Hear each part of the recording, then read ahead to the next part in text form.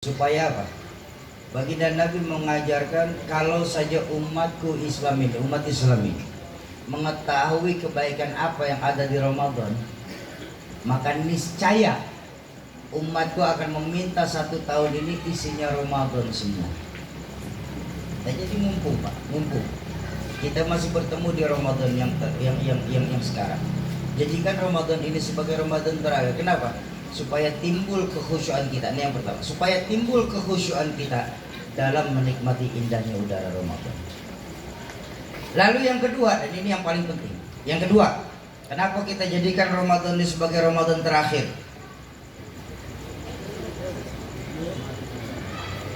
Iya, cuma lihat jam doang, kenapa sih? Bapak Ibu, Bu, ceramah itu yang bagus yang sedang-sedang saja. Ceramah nggak perlu panjang lebar Pak, yang sedang yang penting masuk Pak. Kenapa? Kalau terlalu panjang kesian ibu-ibu, kalau terlalu lebar kesian bapak-bapak. Ini kemana-mana pikirannya nih orang lagi ceramah.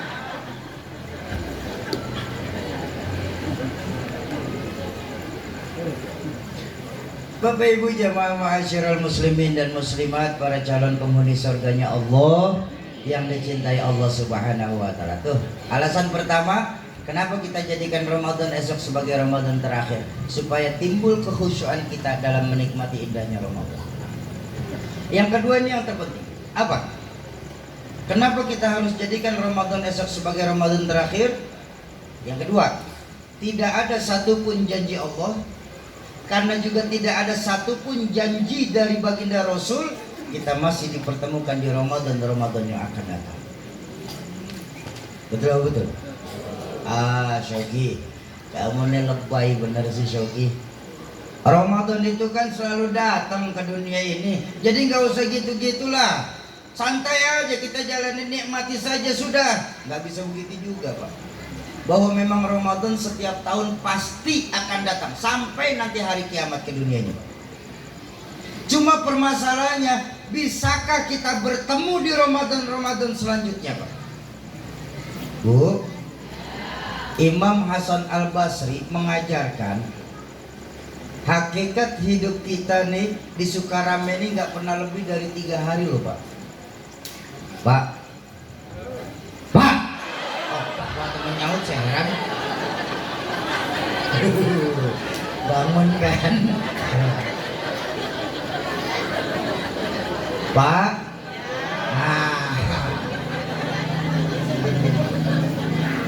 Hakikat hidup kita Bu, hakikat hidup ini besok gak usah diundang lagi dah.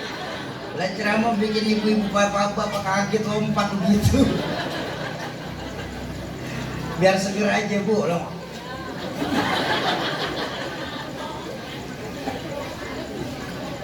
Imam Hasan Al-Basri radhiyallahu anhu mengajarkan hakikat hidup kita di Sukarame ini Pak nggak pernah lebih dari 3 hari.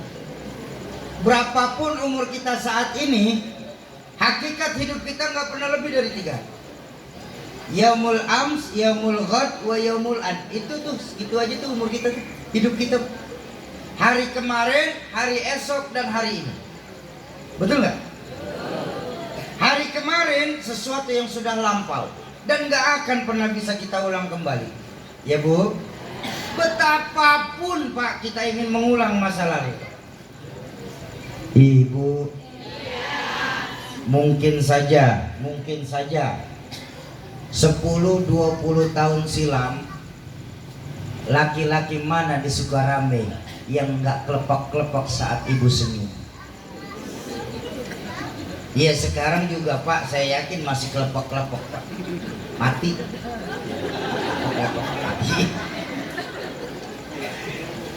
Nih, maaf.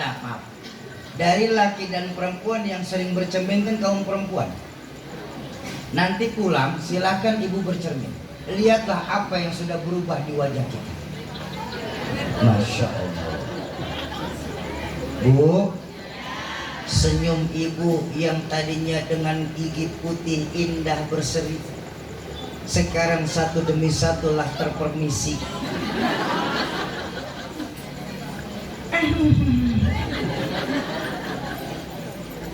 Rambut ibu yang tadinya hitam melebat indah berurai, sekarang ini sedikit demi sedikit mulai memutih. Bu, kulit yang tadinya kencang dan merona indah dipandang, saat ini susah diatur. Benar-benar ini. Ditarik yang kanan, yang kiri ikut. Ditarik yang kiri, yang jidat turun. Susah kulit diajak kerja sama sekarang. Ya Bung Ye. Pak, mungkin saja 10-20 tahun kemarin, laki-laki mana di Korpri Jaya ini yang bisa mengalahkan kekuatan bapak-bapak saya sekalian? Berjalan kaki kilometer, puluhan kilometer sanggup menanam di sawah. Wah, berkotak-kotak sawah bisa kita panen dalam sehari. Tengoklah kita sekarang, Pak. Jangan kita ngurusin sawah dan berjalan kaki kilometer jauhnya. Imam kelamaan baca surah saja saat sholat, kaki sudah gemetar.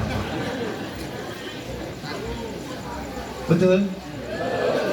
Apa yang bisa kita banggakan dari masa lalu? Masa lalu tinggal kenangan dan gak akan pernah bisa kita ulang kembali, betapapun kita ingin mengulang. Hari esok, Allahu Akbar. Hari esok masih misteri, dan kita nggak akan pernah tahu bisakah kita berjumpa dengan mentari esok pagi. Jangan nungguin matahari besok pagi, kelamaan, baru jam 10 sekarang. Kalau ada jamaah Nurul Yakin malam hari ini yang merasa percaya diri mampu sampai bertahan hidup 2 jam ke depan, angkat tangan. Ada apa enggak? Yang yakin dirinya 2 jam ke depan masih hidup, angkat tangan. Enggak ada? 2 jam ke depan masih hidup, angkat tangan. Enggak berani? Yakin? Lalu kenapa masih nunggu esok pagi, Pak, untuk melakukan apapun yang segala berbuat kebaikan? Maka yang diajarkan Imam Hasan al-Basri adalah apa? Hari ini. Mumpung kita masih bertemu dengan hari ini. Mumpung malaikat maut belum menjemput kita. Mumpung ladang amal masih banyak yang bisa kita tanam, ayo kita nikmati indahnya udara Ramadan esok sebagai Ramadan terakhir.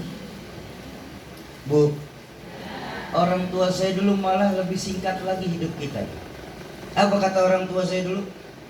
Beliau berkata dulu tuh, hidup kita di Sukarame nih nggak pernah lebih dari tahu-tahu. Baru juga sholat zuhur, tahu-tahu azan asar. Tahu-tahu tuh. Si Fulan tadinya masih anak kecil, tahu-tahu udah punya anak kecil. Hidup gak pernah lebih dari sebatas tahu-tahu. Itu si Fulan tarawih Ramadan kemarin masih bareng-bareng, tahu-tahu Ramadan ini saya tinggal sendiri. Bapak Ibu ingat baik-baik, maaf saya minta maaf. Yang namanya malaikat Israel dalam mencabut nyawa nggak pernah pakai abjad. Kalau pakai abjad, malaikat maut nyabut nyawa, enak kita, gampang nunggunya, Pak. Betul apa betul? Tahun ini yang mati A, tahun berikutnya B, tahun depannya C, lalu D, terus E, lalu F. Saya S. Masih lama. Abah saya Z, berangkat duluan nyatanya. Mau gak? Nih. Ini semua nih yang hadir nih calon-calon jenazah.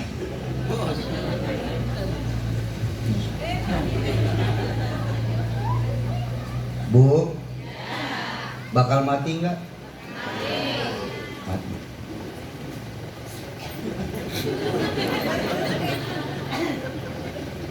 Nih bapak-bapak nih, bakal mati nggak? Mati. Pak Babinsa, mati nggak? Ini Pak yang ngomong Pak, no. Masih sehat belakangannya.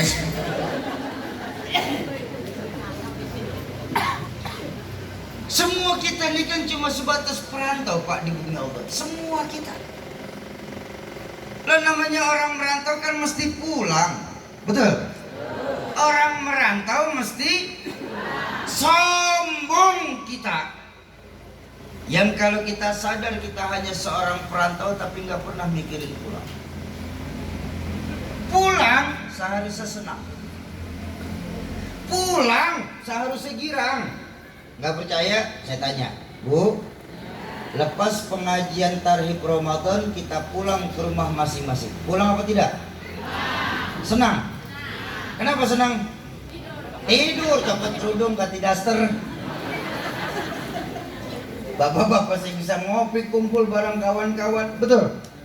Terbukti orang pulang pasti Lebaran.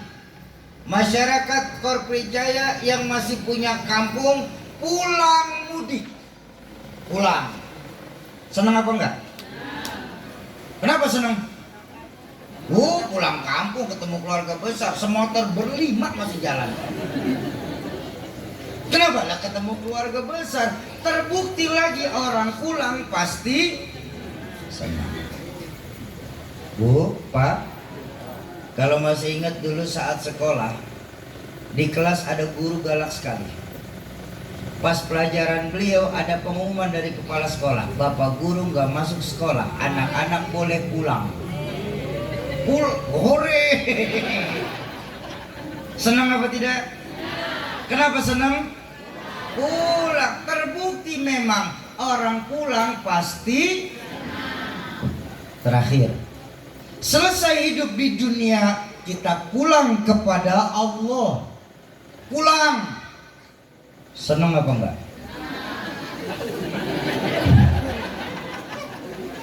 Enggak konsekuen. Mau bilang senang takut ntar pagi.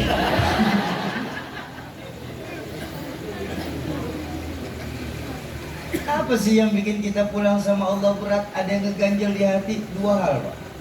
Dua hal diajarin sama guru kami, Rahmatul Abror Bandul Muhammad Iskandar Eski. Pertama, hubbud dunya wa karahiyatul maut. Iya, Bung, ya?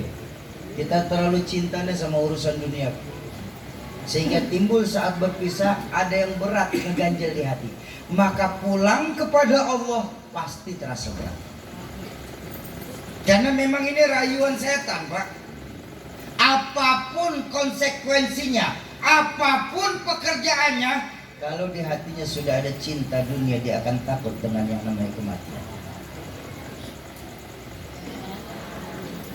Makanya, apa sih yang bisa kita sombongkan, Pak, ternyata dari dunia ini? Hidup hanya sebuah perjalanan panjang, perpindahan dari satu tempat ke tempat lain. Apa yang sudah kita persiapkan diri kita sendiri untuk menghadapi kematian kita? Kalau di hati kita masih ada serasa ujub kita, kita pikir kita pintar. Memang dari semesta alam ini kita tahu apa? Kita pikir kita berkuasa. Memangnya berapa lama? Kita pikir kita kaya. Dari dunia ini kita punya apa? At last but not least, semua akan berakhir. Wa tilkal ayyamu nudawiluha bainan nas. Hari itu kami akan putar balikan kondisi keadaan manusia. Ada saat di atas, ada juga saat di bawah. Apa yang bisa kita banggakan? Dalam Al-Quran ditegaskan, kullu man 'alaiha fan wa yabqa wajhu rabbika dzul jalali. Semuanya hanya kefanaan belaka. Apa yang kita sombongkan? Titel kita sekarang, Allahu Akbar. Bolehlah kita sekarang punya titel yang panjang macam kereta api. profesor, doktor, doktorandes, insinyur, SE, SH, SPD, PAD, PMP. Panjang titel kita dibuatnya, Pak. Tapi jangan sampai lupa titel yang akan menemani kita masuk ke dalam alam kubur, almarhum. Betul? Ada di sini bangke dipanggil profesor, ada? Enggak ada, Pak. Itu yang pertama. Hubbud dunya wa karahiyatul maut. Ini yang kita merasa jumawa. Yang kedua, ini yang paling penting. Yang kedua nih, apa? Karena nggak punya bekal. Betul? Nggak punya bekal paksa berangkat. Maaf, Pak, sampai tujuan belum tentu, sengsara di tengah jalan terlihat. Kenapa? Ya nggak punya bekal berangkat. Saya cuma punya uang 25.000 rupiah. Se-25.000-25.000-nya. Berangkat kalau saya dari Sukarame hendak balik ke Jakarta, kira-kira sampai apa tidak? Kalau saya paksa berangkat di Bakauheni udah jadi gembel saya, Pak. Betul kan? Kenapa? Nggak punya bekal berangkat. Maaf, Pak, apa bedanya sama tetangga kita itu, Pak? Sudah tahu nggak pernah sholat, mati. Berani amat. Tumben nggak sholat dia mati. Lah kan berani namanya. Kita lupa tuh. Awwalu ma yuhasabu yaumal qiyamah as-shalah. Amal yang nanti pertama kali ditanyain sama Allah apa? Sholat kita. Allah nggak akan tanya berapa luas rumah kita, Pak. Allah nggak akan tanya berapa panjang titel kita. Allah nggak akan tanya berapa lebar kebun kita. Yang Allah tanya pertama kali sholat kita dulu. Bapak Ibu, kita punya utang puasa. Anak-anak kita bisa bayarkan saat kita meninggal lewat fidyah. Kita punya hutang harta, anak-anak kita yang wajib membayarkan lewat uang juga. Tapi ketika kita punya hutang sholat, Allah nggak terima fidyah. Allah nggak terima itu warisan hutang dari anak-anak. Maka mumpung kita masih ada di dunia, ayo kita perbaiki lagi, terutama sholat kita. Jadi banyak dari kita guru menghidupkan sunnah tapi lupa bayar yang wajib. Kita uber tuh sunnah tapi lupa yang wajibnya. Makanya buat bapak-bapak saya, buat abang-abang saya, buat adik-adik saya yang masih kuat kodok, ayo kodok sholat kita. Sogi, saya kan gak hafal, sudah berapa tahun saya tinggalkan sholat. Iya, kalau gitu kodoknya di manajemen diatur. Minggu ini kodok subuh terus kodoknya, supaya enggak malas, dibarengin sama sholat wajib, Pak. Bagaimana caranya? Ganti qobli sunnah, qobliyah ba'diyah dengan kodok. Bayangkan kalau biasa Bapak Ibu qobliyah ba'diyah 2 kali, terus diganti dengan kodok juga 2 kali, paling tidak 1 minggu, 1 pekan, 20 hari